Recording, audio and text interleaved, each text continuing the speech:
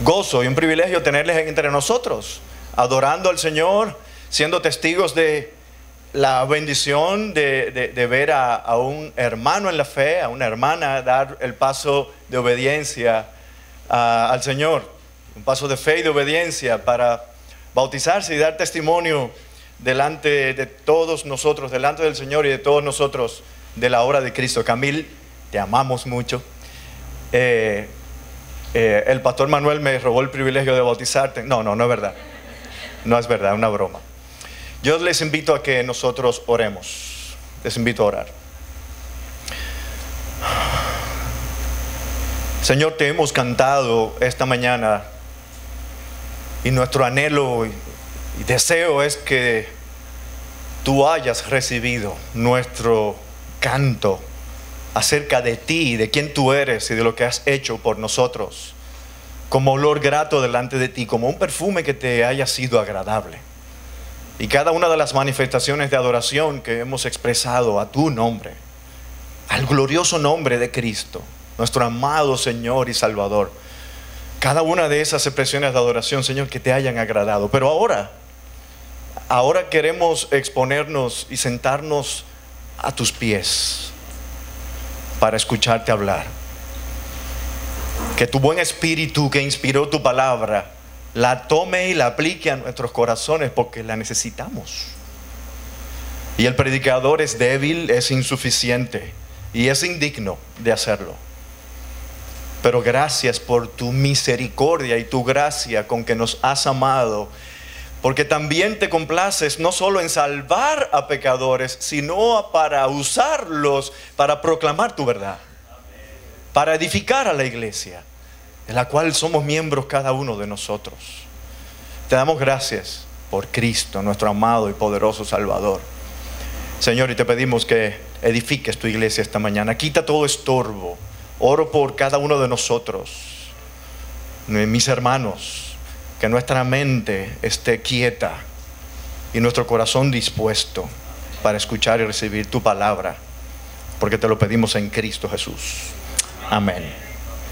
Quiero pedirles que sigan con la vista la lectura que vamos a leer ahora de 1 Corintios capítulo 6, en los versículos del 12 en adelante. Solamente vamos a leer por ahora unos breves versículos, porque lo estaremos viendo durante el tiempo de la predicación.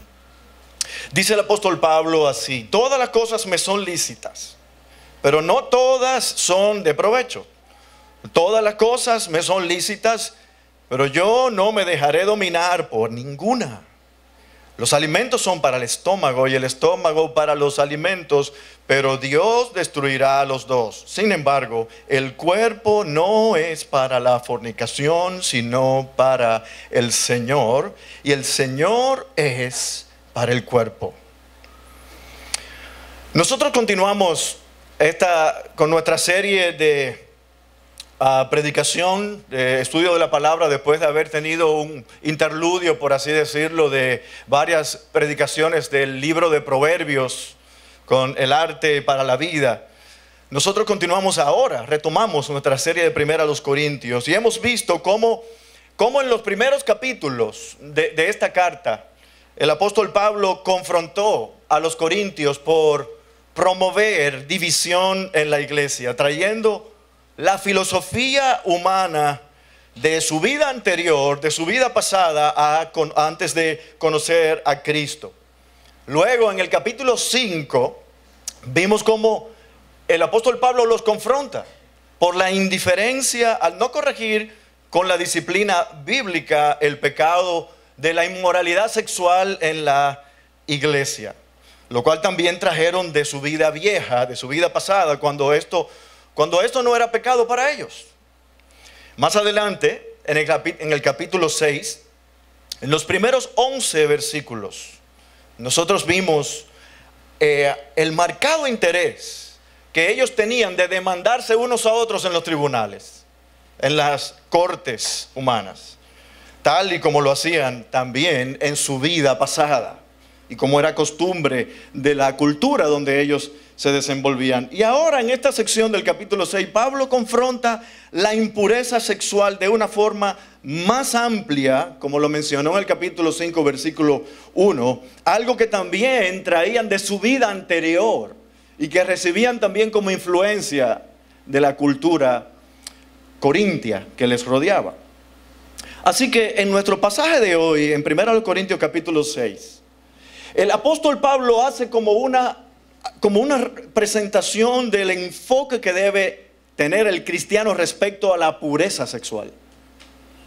Es una clara presentación de la perspectiva, de la cosmovisión de Dios, de la moralidad en la sexualidad humana, en la que debe vivir la iglesia en un mundo caído. Vivimos en un mundo caído. Hace poco escuché a un predicador y cantante que todos nosotros hemos visto en estos días, el pastor Marcos Vidal. Él decía: vivimos en Babilonia. Vivimos en Babilonia. Y los que conocemos al Señor y conocemos la historia bíblica sabemos qué representa Babilonia. Y vivir en medio de un mundo caído demanda que nosotros usemos nuestro cuerpo conforme a su diseño, el diseño de Dios, y no al entendimiento de cualquier otra fuente o de cualquier otra persona. Me encantó este escrito de C.S. Lewis en su libro Cartas del Diablo a su sobrino. No sé si ustedes lo han leído. Y él escribe algo con mucha genialidad, donde un demonio muy eficiente llamado Escrutopo, si quieren pueden ir tomando nombres ahí para cuando nazca alguno de sus hijos, me puede poner así, en el entrenamiento de un inexperto sobrino que tenía llamado Orugario. Y él le dice algo de lo que ellos pueden hacer para pervertir lo que el enemigo, como ellos llaman a Dios, ha creado de forma tan especial y perfecta. Oigan lo que dice C.S. Lewis en su escrito. Ya sé, este es el demonio Escrutopo hablándole a su sobrino Orugario. Dice: ya sé que hemos conquistado muchas almas por medio del placer. De todas maneras, el placer es un invento suyo, no nuestro. Él creó los placeres. Todas nuestras investigaciones hasta ahora no nos han permitido producir ni uno de ellos. Todo lo que podemos hacer es incitar a los humanos a gozar los placeres que nuestro enemigo ha inventado en momentos, en formas o en grados que él ha prohibido. ¿Se dan cuenta por dónde va el asunto? Es muy evidente y muy claro lo que C.S. Lewis quiso representar aquí. Y es muy preciso para nuestro tema de hoy, lo que nosotros vamos a estudiar en la mañana de hoy. Dios es el autor del placer sexual, no Satanás, no es Satanás. Y Satanás y sus huestes solo lo han querido torcer. Solo lo han querido torcer con el pecado de la humanidad, llevándoles a usar sus cuerpos en la sexualidad para lo que Dios no lo ha diseñado, para lo que Dios no lo ha creado. Y es muy claro esta intención de C.S. Lewis de representar esto de esta manera. Así que el apóstol Pablo apunta aquí a la importancia que tiene la manera en cómo nosotros usamos nuestro cuerpo. ¿De qué manera podemos usar y debemos usar nuestro cuerpo en cuanto, particularmente en lo que se refiere a la sexualidad, para glorificarle a Él, porque Él es su autor? Él es el autor de tu cuerpo y del mío. Y le da tanta importancia que él menciona la palabra cuerpo 8 veces en 9 versículos. Aquí, en este pasaje. Así que en este pasaje encontramos una idea central que está en la mente del apóstol Pablo, inspirado por el Espíritu Santo, y es esta: debemos agradar a Dios guardando nuestro cuerpo de la inmoralidad sexual, pues somos su propiedad de Dios. Y es por eso que he titulado este sermón Puros como propiedad suya. Puros como propiedad suya. Y en esta ocasión yo les propongo que veamos esto por medio de 2 encabezados. El primer encabezado es guardemos nuestro cuerpo en pureza sexual, así muy sencillo. Y el segundo, dediquemos nuestro cuerpo a quien verdaderamente pertenece. Pero como caña para el ingenio, vamos a ver este primer encabezado. Es un dicho dominicano que yo me lo he tenido que aprender, igual que otro dicho que dice que hambre que espera hartura no es hambre. Todavía lo estoy analizando, no lo entiendo. Pero el primer aspecto que vemos aquí acerca de cómo nosotros debemos guardar nuestro cuerpo. Yo veo que algunos por ahí se están riendo de algo. Yo sé por qué. Guarda tu cuerpo en pureza sexual. Dice el apóstol Pablo, acompáñenme por favor en el versículo 12 y dice, todas las cosas me son lícitas, escuchen bien, pero no todas son de provecho, no todas convienen. Todas las cosas me son lícitas, pero yo no me dejaré dominar de ninguna. Los alimentos son para el estómago y el estómago para los alimentos, pero Dios destruirá a los dos. Sin embargo, el cuerpo no es para la fornicación, sino para el Señor, y el Señor es para el cuerpo. Mis hermanos, la iglesia de Corinto vivía en medio de una sociedad sumamente corrompida, muy corrompida y promiscua sexualmente. Y su fama en la corrupción sexual de la ciudad llegó a ser tal que en el mundo conocido de entonces se conocían las relaciones sexuales corrompidas con un lema, con una palabra, y era corintianizar. Oigan esto.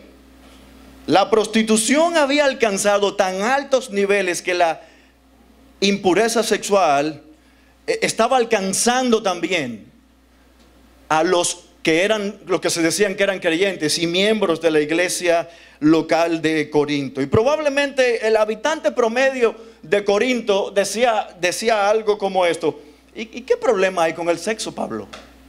¿Qué problema hay con el sexo? ¿O con el sexo? Oye, eso es lo más normal del mundo. Mira, no importa cómo y con quién lo practiques, es solo placer, es solo algo biológico. Ahí no hay problema. De modo que Pablo, para comenzar a hablar del tema, él lo hace hablando de la libertad cristiana y de los límites que Dios ha puesto en la libertad cristiana.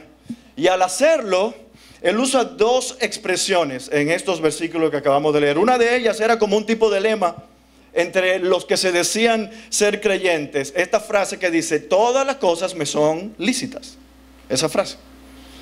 Lo cual aludía a la libertad cristiana. La otra frase era como un tipo de proverbio popular de entonces. Los alimentos son para el estómago y el estómago para los alimentos. Y esto apuntaba a un tipo de dualismo filosófico pagano, griego, pagano, propio de la cultura griega, que decía que no importa lo que tú hagas con el cuerpo es malo, lo que importa es el espíritu, por tanto tú lo puedes usar como tú quieras y darte todos los placeres que tú quieras. El espíritu del hombre es lo importante. Y ese pensamiento pagano y antibíblico se estaba metiendo en la iglesia y estaba afectando la pureza sexual de los creyentes, quienes se estaban entregando a prácticas paganas. Ellos estaban viviendo como los demás que no conocían al Señor en medio de la sociedad. Y al parecer, según algunos comentaristas, aquellos que se decían ser cristianos, luego de participar en ciertos banquetes, por así decirlo, banquetes privados, ellos se involucraban en relaciones sexuales con prostitutas, al punto de reclamarlo como un derecho para su libertad cristiana. Y es por eso que el apóstol Pablo le dice, todas las cosas me son lícitas, pero, ustedes dicen esto, pero no todas son de provecho, corintios. Todas las cosas me son lícitas, pero yo no me dejaré dominar de ninguna.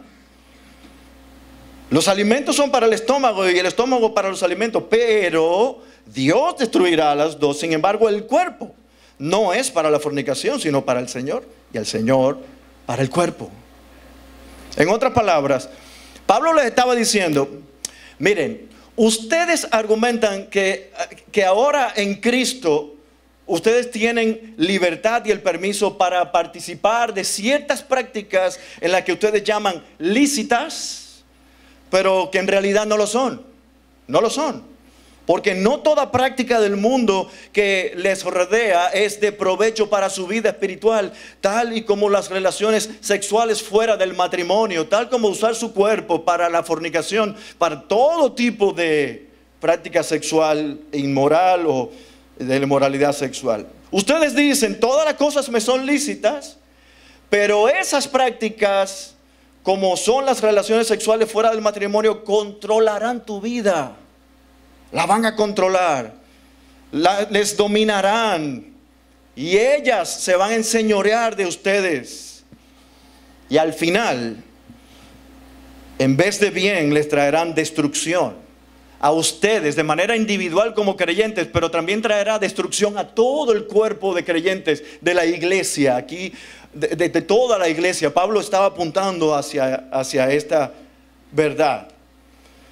Yo no sé si tú te acuerdas cuando Pablo reprendió y corrigió una práctica inmoral que mencioné en la introducción, que ya estudiamos en el capítulo 5, versículo 1, cuando Pablo confronta a la iglesia, él presenta a la iglesia una confrontación porque ellos estaban permitiendo que un hombre, un miembro de la iglesia, siendo creyente, estuviera con relaciones sexuales con la mujer de su papá.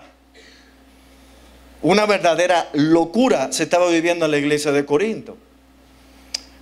Y el nombre de Cristo y el poder del evangelio que transforma vida estaba siendo pisoteado y pervertido, cuando ellos debían vivir, escuchen, vidas diferentes a las del mundo, a la cultura griega, a la cultura pagana de entonces. Ellos se estaban asemejando a la cultura.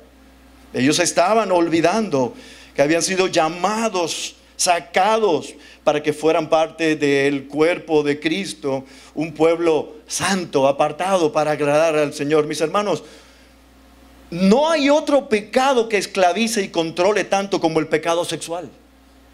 Es terrible. El pecado sexual afecta profundamente el gozo, la paz y el servicio. Alguien comentaba, en un creyente verdadero afecta estas áreas de su vida, el gozo, la paz y el servicio a Dios. Y con frecuencia, si no hay un arrepentimiento pronto, habrá profundas consecuencias físicas, emocionales y espirituales.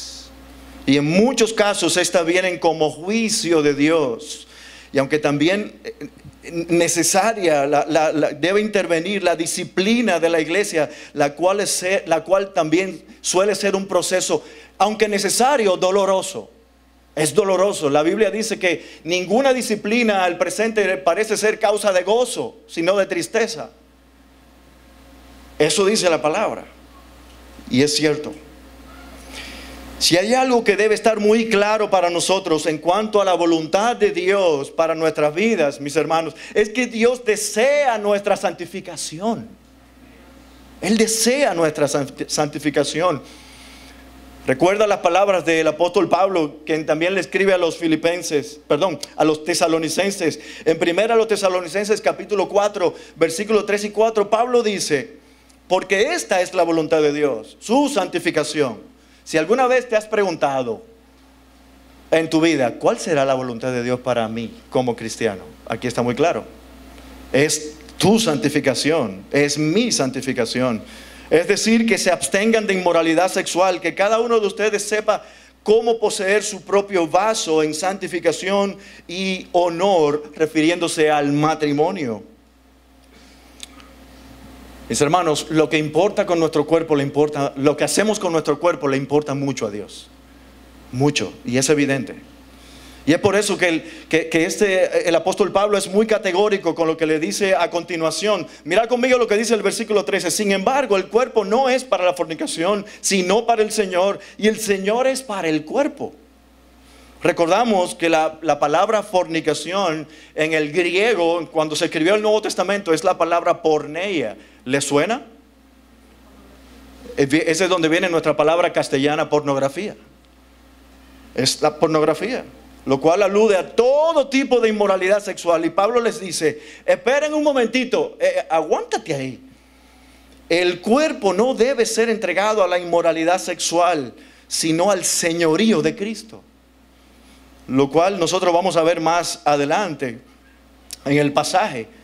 Y como si fuera también para acentuar la importancia que tiene el cuerpo para el creyente, Pablo le dice en el verso 14, y Dios que resucitó al Señor también nos resucitará a nosotros mediante su poder.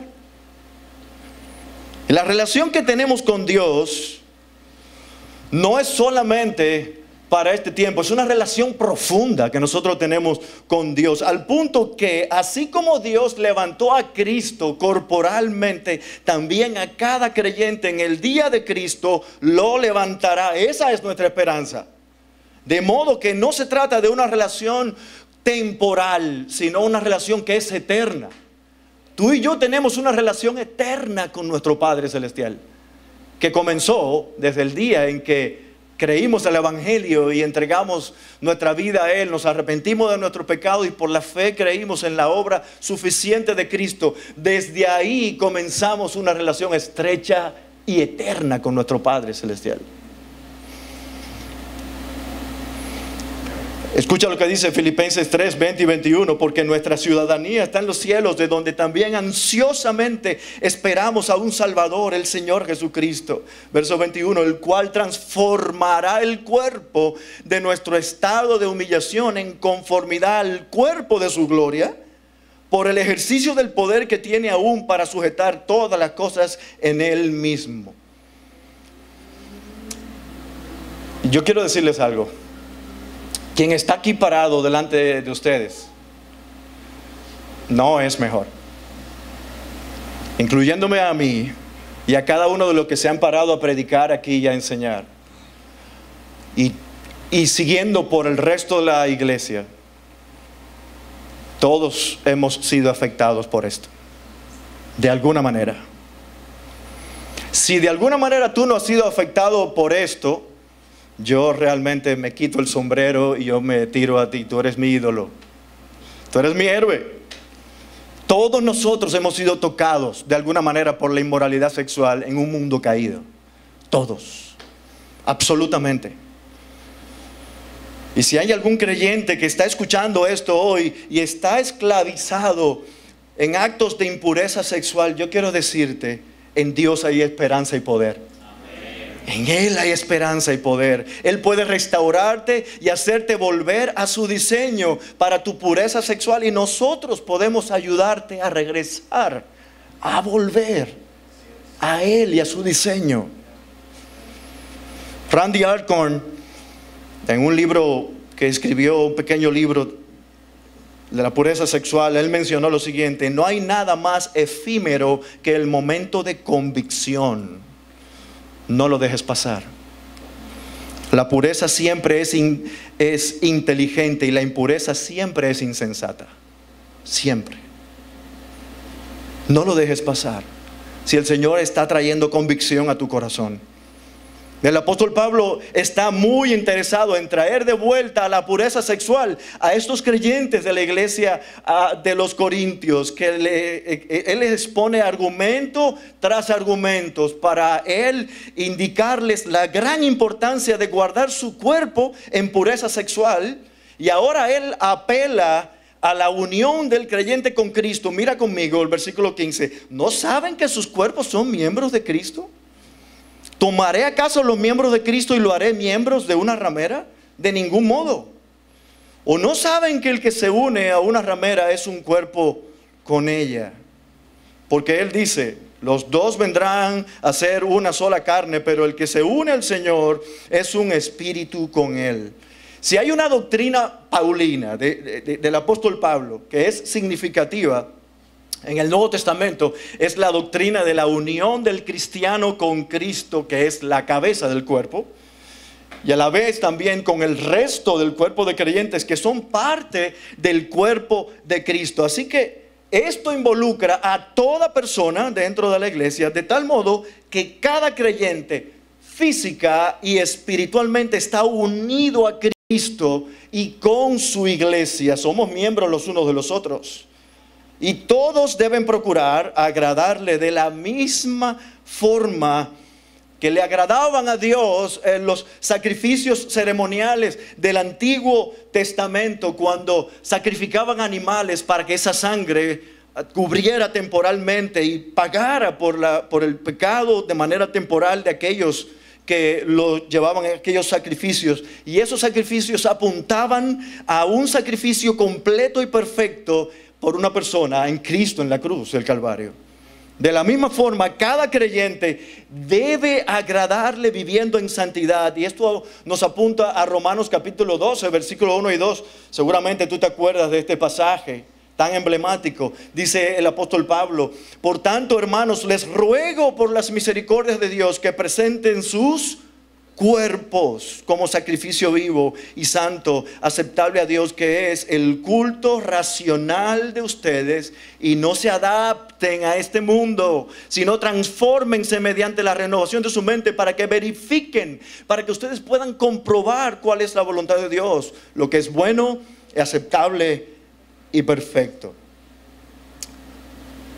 De modo, mis hermanos y mis amigos, lo que Pablo le dice aquí a los corintios indicaba que al unirse a una prostituta, a una mujer que se dedicaba a vender su cuerpo en relaciones sexuales ilícitas, es como si ellos estuvieran llevando al mismo Cristo a sostener relaciones sexuales con una mujer de esta naturaleza. Eso es lo que Pablo le está diciendo.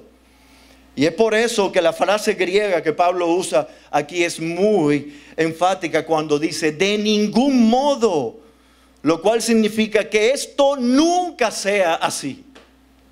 Ese es el énfasis aquí en el griego original, que esto nunca sea así, de ninguna manera. Así que, ¿cuál debe ser la relación de un creyente verdadero ante la impureza sexual? ¿Tú sabes cuál debe ser? En buen dominicano, huye. Huye. Huye. Y más aún, mantenerte huyendo. Sigue. Y eso es lo más inteligente. Eso es lo más inteligente que tú y yo podemos hacer. No te creas el papaupa de la matica por ahí, el mejor, el Superman o la Superwoman, porque tú también es para las mujeres. No te creas fuerte, no enfrentes a la tentación, no enfrentes este momento de tentación. Sé sabio y huye, no confíes en tus propias fuerzas, como lo dice Pablo en el versículo 18. Vean conmigo: huyan de la fornicación, huyan. Todos los demás pecados que un hombre comete están fuera del cuerpo, pero el fornicario peca contra su propio cuerpo. ¿Ustedes se acuerdan de la historia de José? Con aquella particular mujer, Potifera, esposa de Potifar. Yo vino a mi mente una palabra, no la voy a decir, pero esa mujer, el tigueraje fue vivo con esa mujer. Cada día ella seducía a José, lo seducía y le insistía: Josecito, acuéstate conmigo, acuéstate conmigo. Mira que Potifar no está. Y él no solo se negó a pecar contra su amo, sino se negó a pecar contra Dios. Y cuando ella lo asió por su ropa para obligarlo a tener relaciones íntimas con él, lo único que obtuvo de José fue su ropa, porque él se la dejó en la mano y salió huyendo. Literalmente, dice la palabra. Mi hermano y mi hermana, repito, nunca te creas tan fuerte como para enfrentar al lobo de la tentación. Huye, porque él no tendrá compasión de ti. No tendrá compasión de ti. El pecado de inmoralidad sexual está siempre a las puertas y no podemos ignorar su poder de atracción y de destrucción. No lo podemos ignorar. Como mencioné al principio, mis hermanos, el sexo, en verdad, ciertamente, por si acaso en la mente de alguien aquí en ese auditorio que me escucha puede pensar: ¿el sexo es pecaminoso? No, el sexo lo creó Dios y lo creó muy bueno. ¿Tú te acuerdas en los días de la creación cada vez que Dios creaba algo y decía, y vio Dios que era bueno. Y terminando de crear al hombre y a la mujer y viendo todas las cosas completadas y dice, y vio Dios que era muy bueno. Y adivina qué, lo primero que vemos en el panorama de Génesis es Adán viendo a su esposa y diciéndole, Y Dios le dice, el primer mandato, llenen la tierra, sojúzguenla, gobiernenla y multiplíquense. ¿Y por medio de qué iba a ser? ¿Tragándose una patillita? No. Era sosteniendo relaciones sexuales. Dios inventó el sexo, no fue el diablo. Y lo inventó como, dice, bueno en gran manera.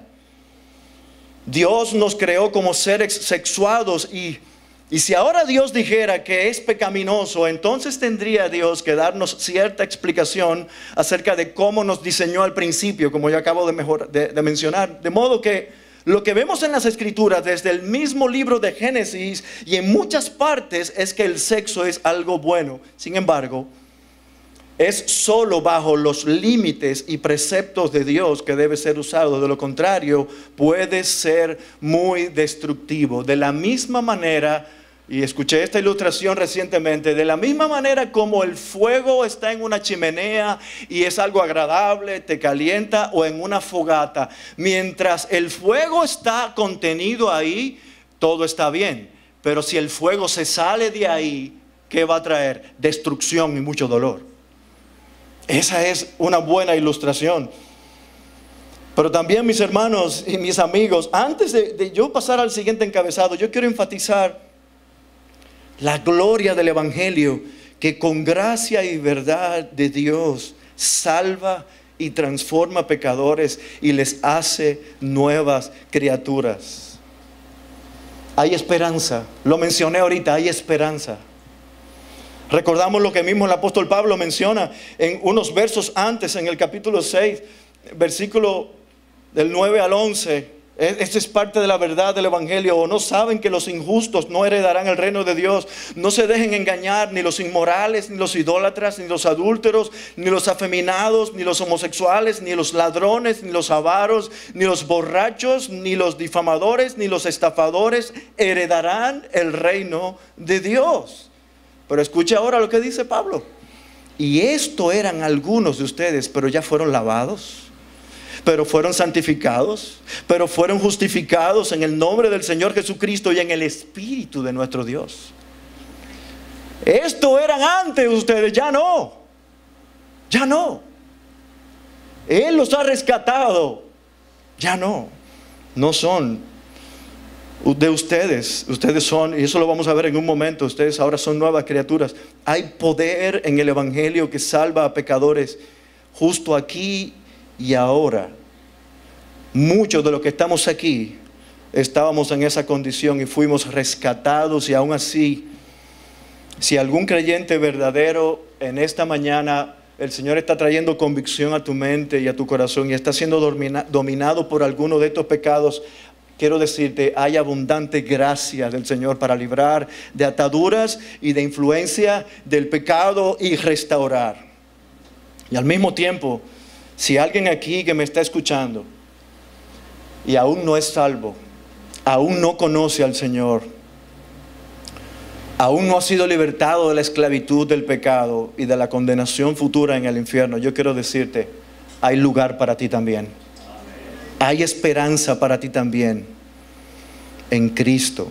Estamos dispuestos a ayudarte a pasar de muerte a vida y de vivir una vida vacía y sin propósito y en desenfreno y en destrucción, a vivir una vida con propósito para agradar y glorificar al Señor, como vamos a ver en algunos momentos, y sobre todo de manera particular para vivir en la libertad de los hijos de Dios, libres del pecado. Yo quiero terminar esta parte con algunas aplicaciones, algunos consejos para ti, mi hermano y mi hermana.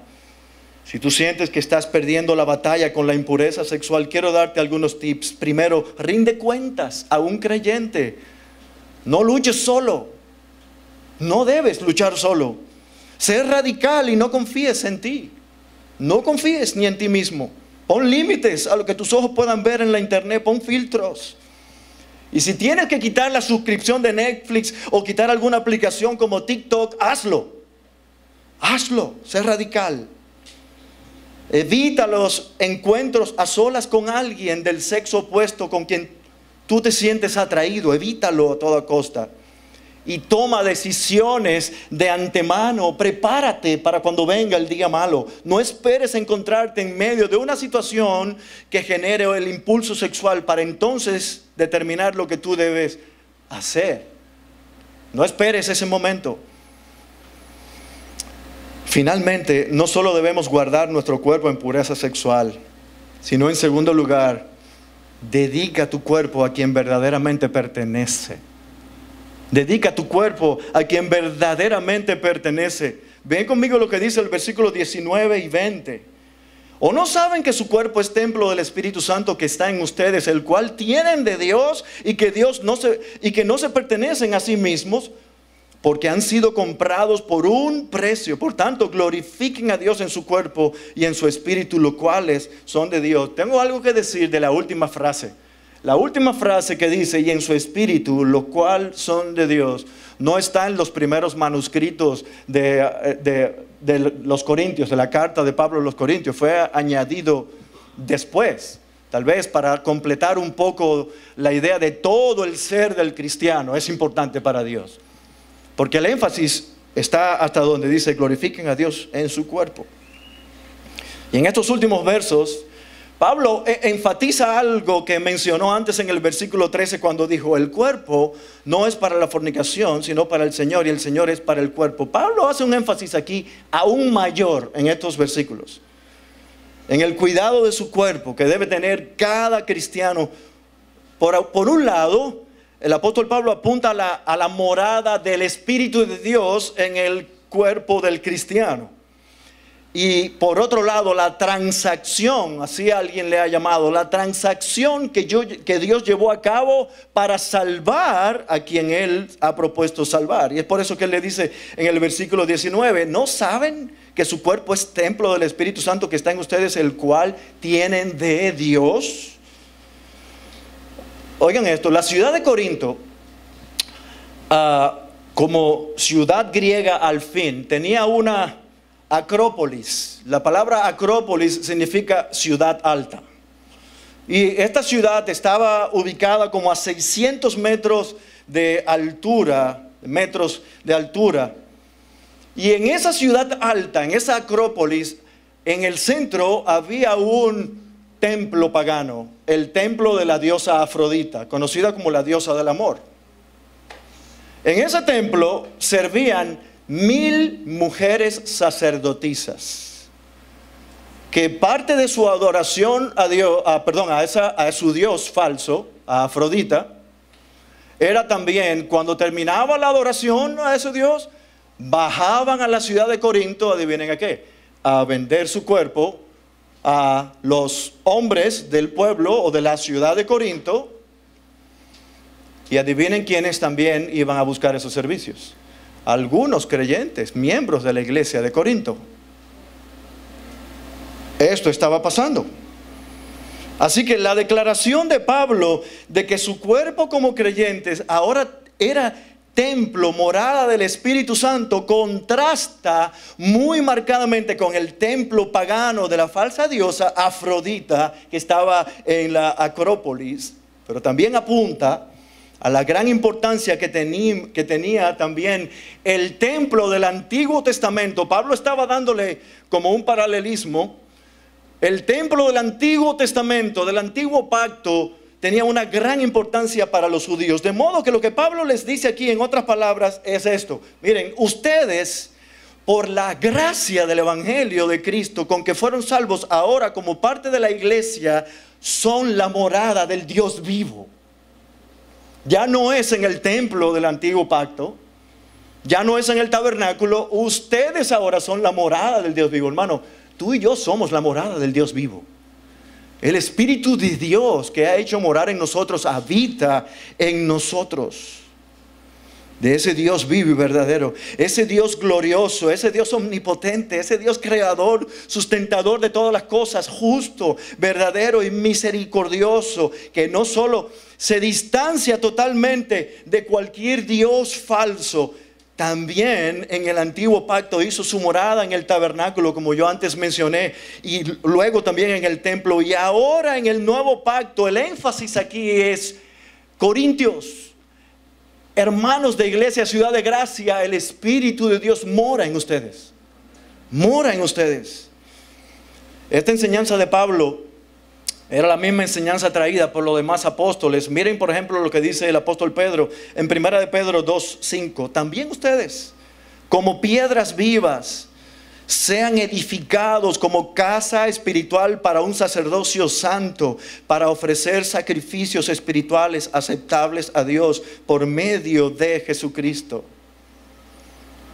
Pero sin detenernos mucho aquí, hay otra profunda verdad que trae el apóstol Pablo. Mira lo que dice en el versículo, final del versículo 19 hasta el 20. Y que ustedes no se pertenecen a sí mismos, porque han sido comprados por un precio.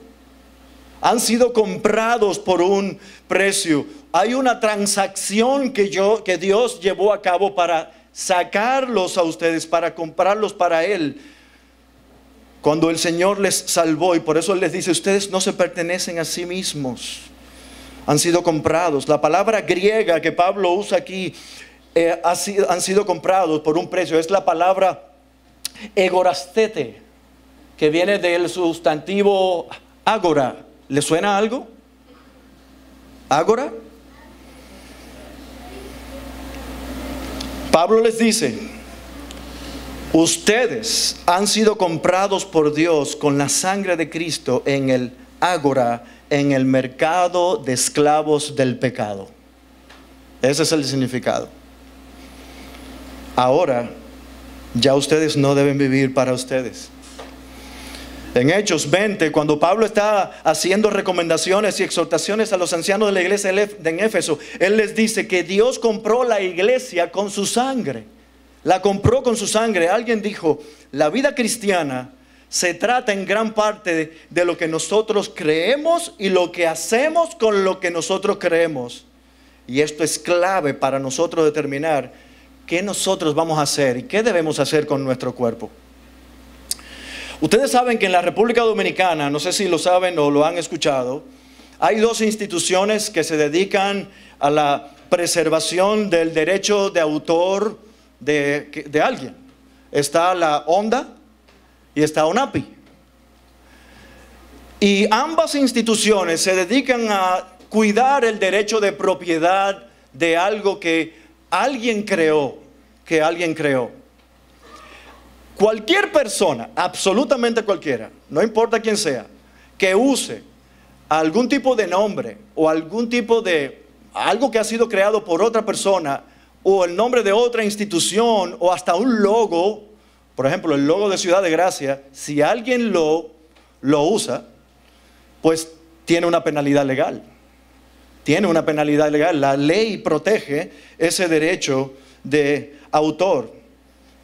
Y yo me pregunto, ¿y cuando se trata de nuestro cuerpo, acaso nuestro Dios no tiene derecho de autor de nosotros? Y de su diseño. Nadie puede reclamar y decir: mira, mi cuerpo es mío, yo hago con él lo que me dé la gana. Tengo una mala noticia para los que no son creyentes. Aunque tú no creas en Cristo como tu Señor y Salvador, aunque tú todavía no conozcas al Señor, esto aplica también para ti. Tu cuerpo no es tuyo, Dios te lo dio. Pero aún más, todo el que ha nacido de nuevo es creación de Dios doblemente, por haber sido creado por Dios y por haber sido redimido y hecho una nueva criatura. Tenemos doble estándar, y Dios tiene doble derecho de autor sobre nosotros. La realidad es que a nosotros se nos olvida muchas veces esto. Dios tiene todo derecho de nuestro cuerpo. Y esto es exactamente lo que el apóstol Pablo está diciendo a los creyentes de la iglesia de Corinto. Ustedes han sido comprados por el precio de la sangre de Cristo. La implicación de esto, Pablo la menciona en el versículo 20 cuando dice, han sido comprados por un precio. Por tanto, ¿qué implica esto? Glorifiquen a Dios en su cuerpo. Agrádenle en su cuerpo. Si hacemos una valoración espiritual de lo que dice la palabra de Dios aquí, tú sabes una cosa, no había atractivo alguno en nosotros para que Dios nos comprara en el mercado de esclavos el pecado. No había ningún atractivo en nosotros. ¿Tú sabes por qué Él lo hizo? Por el puro afecto de su voluntad. Porque Él quiso.